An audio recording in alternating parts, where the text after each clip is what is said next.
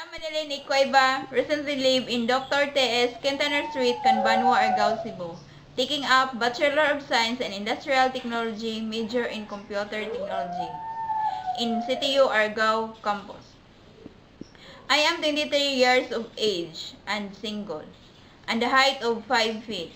You can contact me at 0918-3250-372 or email me manilyncueva@yahoo.com. I am a Roman Catholic and a Filipino citizen. I have experience working in the housekeeper of 6751 Ayala Avenue, Makati City, and I am a working student now. My educational attainment on the year 2004-2005, I graduated in elementary level in Kansuhi, Argao, Cebu. On the year 2009-2010, I graduated in Kansuhi National High School, Kansuhi, Argao, Cebu.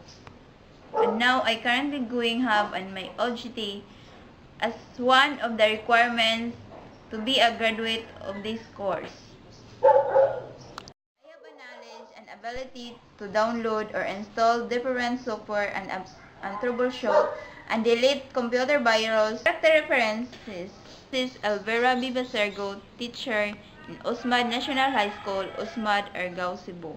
And her telephone number is 5848-8049.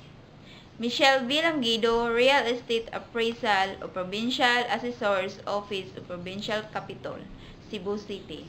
And her telephone number is 253-6421.